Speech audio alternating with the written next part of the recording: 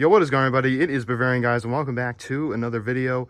It's been a while since I last made a video about this car. The last video I made was about my dad's 2013 E92 Lime Rock Park Edition. Really rare spec. If you can go check out that video, I think you'll really enjoy it. I talk about what makes that car so special, and it's such a cool spec, so I really think you enjoyed that video. That's one of my recent videos. But this is my 2008 E90 M3. 6-speed manual, finished in Jerez black metallic. So I've had this car for a year and a half, almost a year and a half. Well, not quite a year and a half. I bought it in June of 2023. This thing is just, I love it so much. I mean, when I was looking for one, I really wanted a four-door. I really wanted an E90, just from a rarity standpoint, just be able to fit things in the back a little bit easier as well. This car's really come a long way. I think I made a video when this car was like completely like stock. And obviously, if any enthusiast knows, these cars, they don't look like this from factory, especially a 2008. I'll talk about the modifications that have been done to this car. But yeah, man, I just love this thing. I mean, I just don't think I'm ever going to get rid of it. I love it too much, and just, high RPM, 6-speed. DCT's fun, as I talked about before in that last video about my dad's Lime Rock. DCT's a lot of fun. But I just think, an 8600 RPM, well, 84 from factory, and with the Alpine tune, 8600 RPM, V8, I think with a manual transmission really fits it well. So this car did come with the M220 wheels. So I mean, I like those wheels. I mean, I think that they're nice. I mean, they're fancy, kind of like a gentleman's wheel. I don't really think that they're anything to write home about. And I had them for the first year I had the car. So I had them in 2023, and entering the 2024 driving season, I did put on I did swap for the M359 wheels. So these are the ZCP wheels. So it didn't come with these wheels from factory. Obviously, the ZCP competition package for the E9X platform for the E90 and E92 came out in 2011 for the 2011 model year. And unfortunately, the E90 ended in 2011, so the E90 only got it 1 year in 2011, but the E92 got it 12 and 13 as well. E93 convertible never got a ZCP package, but the coupe and sedan did. And this being a 2008, it obviously did not come with these taillights. These are LCI taillights that I have retrofitted. So I bought an LCI trunk. I bought it off of a 335, a total 335 E90, and had it painted in Jerez black. And yeah, I mean, the rest is history. I think it looks so much better. Just from a look standpoint, it just really just completes the back of the car. I just think that the pre-LCI E90 taillights are just absolutely hideous. I think it's the worst part of the car. And it's really not that bad. It's really not that bad. The trunk I actually bought, was in really good condition, which I was happy about. All I did was had it painted. But it's kind of an easy fix. So just kind of going into the modifications here a little bit. It does have an Turner Motorsport E90 carbon fiber spoiler. So I really like this. The stock spoiler just doesn't do it enough for me, unfortunately. Obviously I have seen a couple. I don't know, actually I'm not sure if any of you guys, I mean, I should know this, but did some of the E90 CCPs did they come with carbon fiber spoilers? I don't think they did. I haven't seen any from factory, I mean, but it really just, it's on a black car, and it doesn't really show that much, but I think once you get up close to it, you could really see how good this thing looks. I mean, it's very subtle. It's not anything big, especially on a sedan. I don't really want a big spoiler or anything like that. I think that's kind of stupid. I think, again, the biggest thing that really transformed this car was the 359 wheels. I just think that just completely transformed the entire car. Just the absolute, they're just the bomb. Now you can see there is a bit of a kind of a big wheel gap up here. I'm not going to call it big or anything major. Obviously, it's completely stock up here, completely stock suspension. There is no splitters or well, obviously ZCPs did get splitters. Obviously this is not a ZCP car, even though it looks like one. But obviously there's no lip, there's no splitters. One thing I did do, and this is something I wanted to do when I got the car, was paint match these. I mean, you have to do it. I talked about that in my dad's Lime Rock. Obviously he didn't do it because it's finished in fire orange, but that's something you really have to do if you own one of these cars. It just looks so much better with that stuff paint matched. It just looks so much better. And obviously the black grills as well. 2008, they did come in chrome. Obviously the entire run from 2008 to 2013, they all came in chrome. Another little subtle modification I did do was I added these black side turn signal markers here on the side. Obviously they do come in chrome, and I think on a black car, I think that the gloss black really fits it well. I just think obviously the old ones were starting to get faded. The M3 was starting to fade and kind of get crusty, so I think it was time to replace those. I think that this looks so much better. I think if you have, you know, the problem is it's such a pain in the butt to install this. It was so annoying to try to put this in, but it was totally worth it. It looks so much better. And on a black car, it really just, I think it really fits it well on a black car. Makes it look a lot more modern. And again, the chrome, just anything you could do to delete chrome, you should do it. Anything. I think anything you could do to limit the chrome in your car, that's the best thing possible. Obviously, I do have the customized license plate as well. I love this. I waited 3 months for this, and I'm surprised anyone took it, quite honestly. I'm stunned. And obviously, I did opt for the chrome, the OEM M3 badge. For me, I'm just always like an OEM badge guy. If the badge came in chrome, it should be in chrome. Especially in a darker color like this, and you know, the Dress Black, I think that the chrome really fits it better. I think it looks a lot better, and I think it looks a lot more classic. I think it really fits the look better. And I don't think I ever have I made a video looking at, I don't think I ever did make a video showing the exterior of this car. Moving into the interior, I did mention how it was an LCI conversion, as the mirrors do fold out as well. We step inside the cabin here. Wow, I mean, this thing is just absolutely mint. It's got 117,000 miles on it. I did opt for the F10 M5 illuminated shift knob as well. So that's a really great modification you can do. I absolutely love that. And another thing I did do, is you could kind of see already, let me just fire it up real quick. This is a Dynon rear exhaust with VRSF test pipes. It's got a stock mid pipe, so let's get a little cold start here. It hasn't been running since this morning.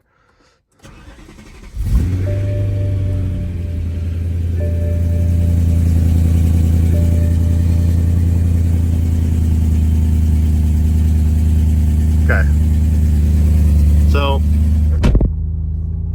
obviously the iDrive has been actually swapped, as you can see. So the 2008s did get the CCC infotainment, which is absolute garbage. It's absolutely, when I say it's terrible, it is absolutely terrible. It is very outdated and clunky. I don't like it at all. There's nothing about it that I like at all. This was off of 2010. So if anybody knows, in 2000, this is actually off of 2010 E90 M3, coincidentally. It doesn't have to be off an M3, but in 2011, well, September 2010, September 2010, they did add a comm box. So that means you don't have to plug your phone in and listen to music or anything like that. You could just stream right from, you know, your iPhone or Android or whatever like that. So fortunately, this does not have a comm box, but one thing it does have is it does have the Bovie Tune the Air, which is basically it's a device you can connect your phone to listen to music wirelessly. So it's basically just a retrofitted comm box. It's really, really great. If you have even it would even work on the CCC. If you even had a CCC or just an aux cord and a USB, it's going to work. So you just go to Bovie Tune the Air, connect your phone to it, and you could stream your music. You don't have to have comm boxes. It saves a lot of money. And this interface, this looks so much better. Even just the navigation screen, obviously you're not going to use the navigation, but this looks a lot more presentable. Obviously it does have the satellite view, and I even went the extra mile. The CCC knob actually is compatible with this, but I did go the extra mile and opt for the CIC iDrive knob, and to do that you had to replace this whole center console, which I did. So I went through all the trouble to do that. Up until recently, I still had the CCC knob.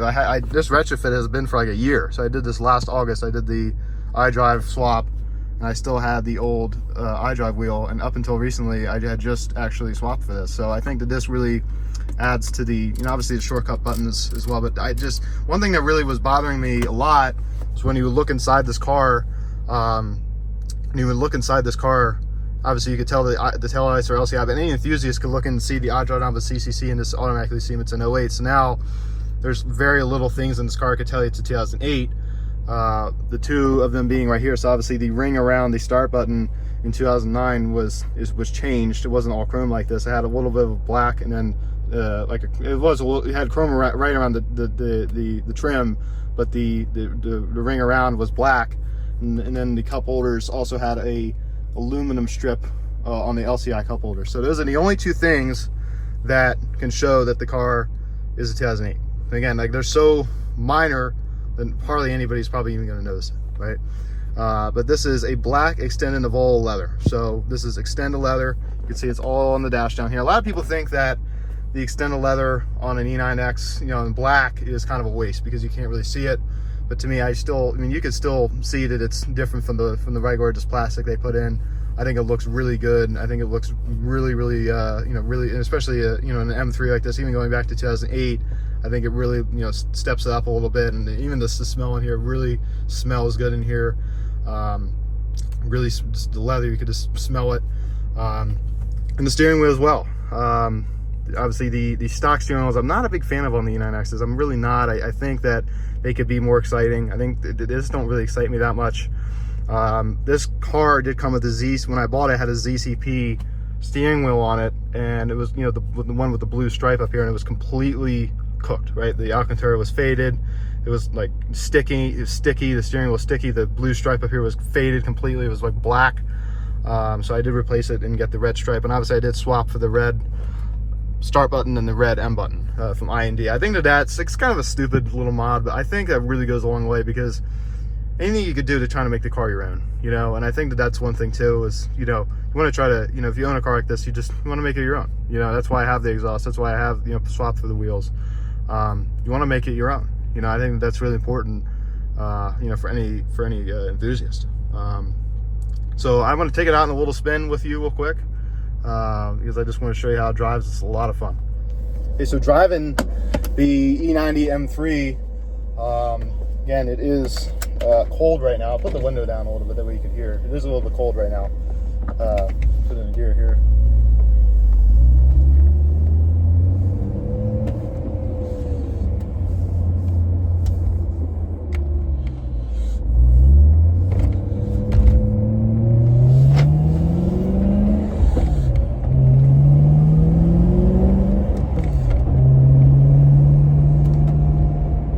Man, I love this thing. And hopefully it doesn't take long to get up to 10. Again, F10 M5 illuminated shift knob. There's been a little subtle modification. I mean, this car is basically stock for the most part, obviously the exhaust, but I do plan to do an even cherry intake at some point. That's going to be something in the near future. I want to do even cherry intake on this thing. I think that'd be good. Really good modification. Just the manifold. I think the plenum, I think, is great. Obviously, I think the manifold, you know, the manifold, I think, is enough. I think the plenum, especially on, you know, well, these cars, obviously intakes on any induction noise you can get, I think is great. I think in these cars, I think the manifold is just enough. So even cherry intake.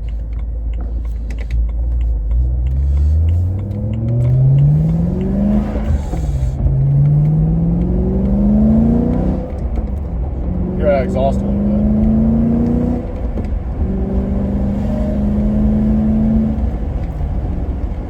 So again, hopefully I can get on it here for you. Shouldn't take too long for it to get up to temp.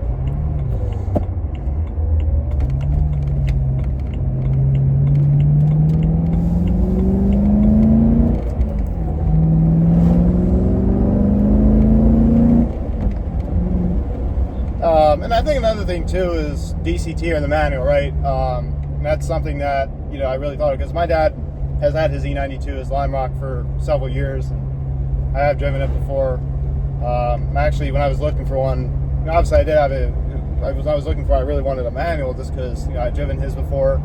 But I have to say, I've always kind of had a soft spot for dual clutch transmissions. I think they're really a lot of fun in a lot of ways, and you know, the shifts, you know, very snappy. The downshifts, you know, there's a lot of drama in them. But to me, I think, again, as I mentioned before in the beginning of this video, I think that this car with the 6-speed, obviously from a value standpoint, is a big deal.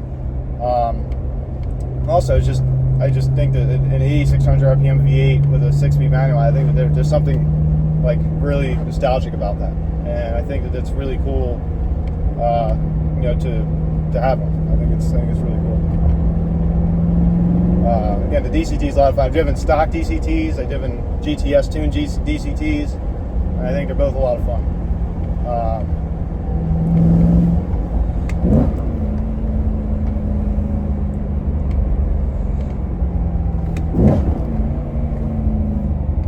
We're almost at temp there, obviously. Usually don't rev match until blip the throttle from downshifts.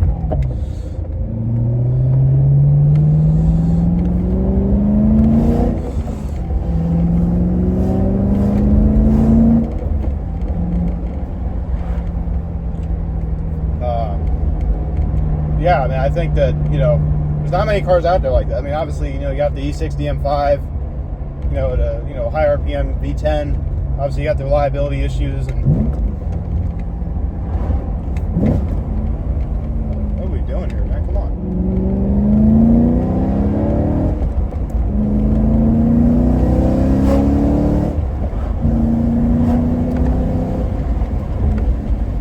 We got the reliability issues. And, you know, to me, I wouldn't want to deal with that. We're all at tap now, finally, so. Now we can finally have some fun.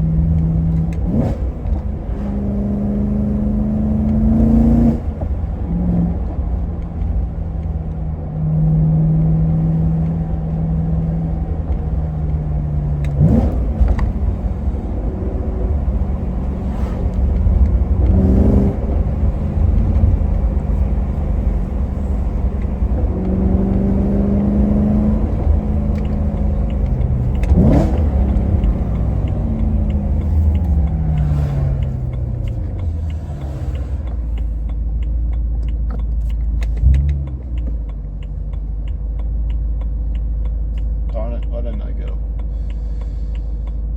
Which there's a lot of traffic going on right now.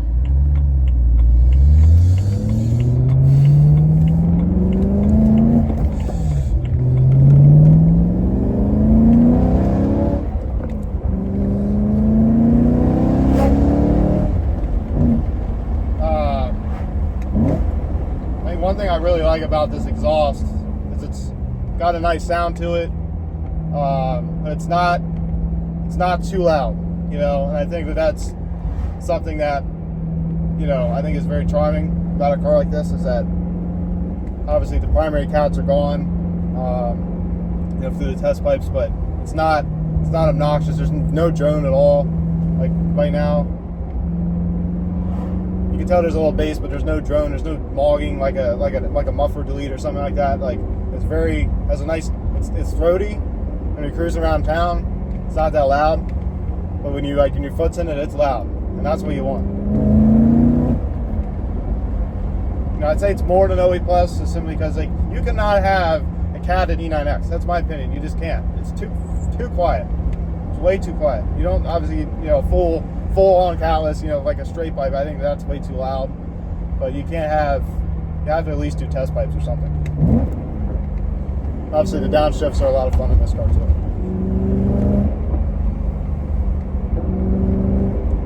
We got up the temp a lot quicker than I thought we would.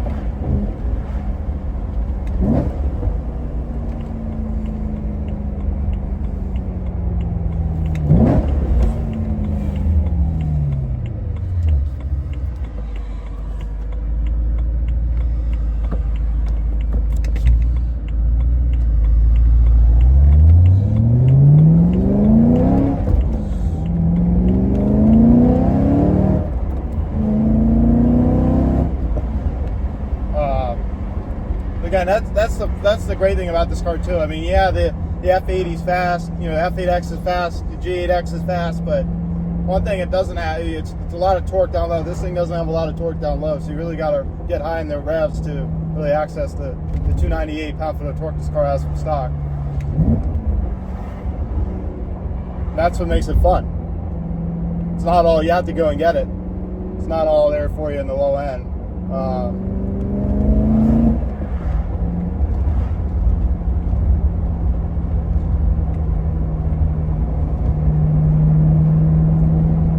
that's why these cars have gone up in value so much, because they just don't make them like this anymore. Hydraulic steering,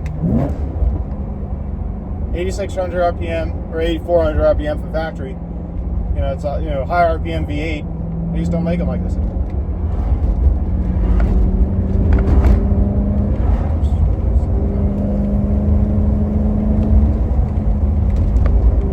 We're going down behind somebody that's real slow right now. Feels like that's everybody behind them these days.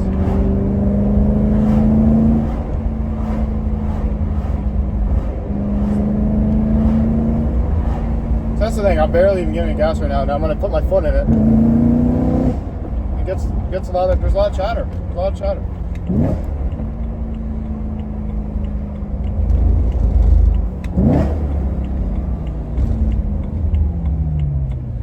A lot of fun. It's really a lot of fun. And obviously this isn't my daily driver. I have an X3 I drive every day. This is a car I'm in quite a bit though. And that's the thing I like about having an E90 is you can, it's practical. You could fit things in the back, have people in the back. And you just never really see E90s that much, man. You go on forums, you go on car meets, you see a lot more coupes. You see a lot more of those E92s.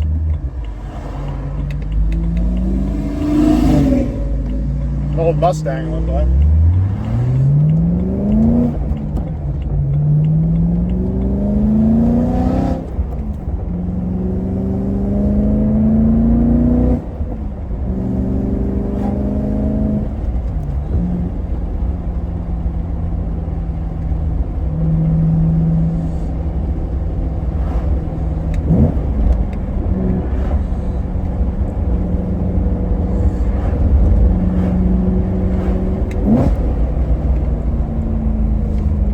Drive matches are so sad. That's the thing too. If you got an E92 or E90 or whatever, you got a DCT and you GTS tune your Alpine tune, whatever it is, a DCT tune. Gosh, it's a deer right there in the road. It's so scary about driving out here. If you tune your DCT, obviously it's a lot of fun, right? I mean, there's no denying. It's probably one of my favorite DCT cars. It's this car in a DCT. The downshift thing's a lot of fun. You just pull the paddle and it's just like the popping and the cracks and the bangs. It just sounds so good. But I just think there's anything like an actual, doing it with your feet. It's a lot more fun. Downshifts with a manual, in my opinion, it's just a very satisfying thing to do.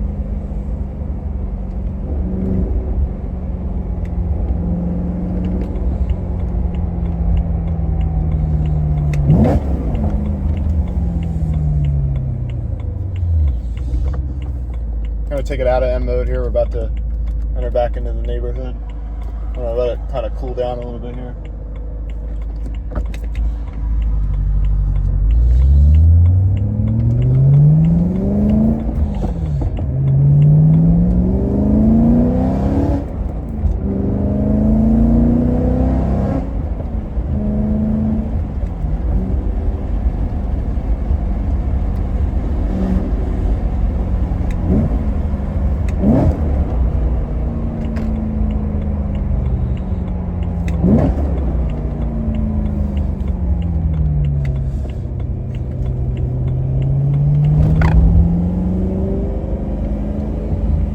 Sounds so good, man. I can't wait to get the intake because I think it's even going to help even more with the induction noise.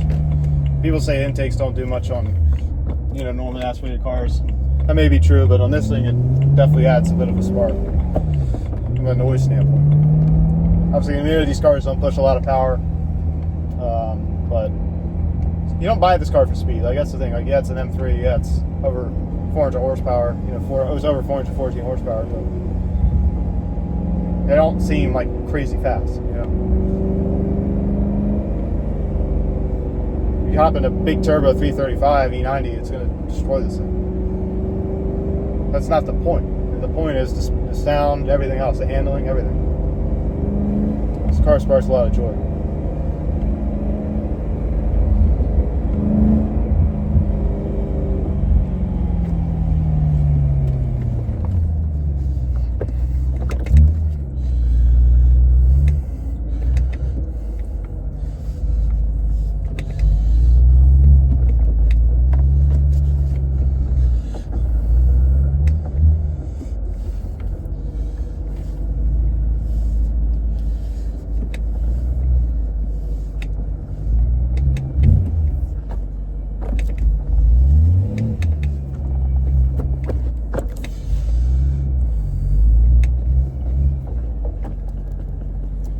Well, thank you guys so much for watching.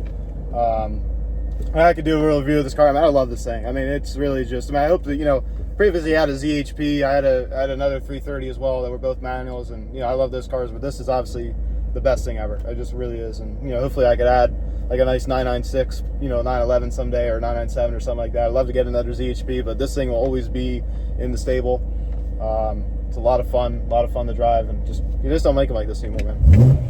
They just don't. So guys, thanks so much for watching. I am Luke, and I'll talk to you again soon.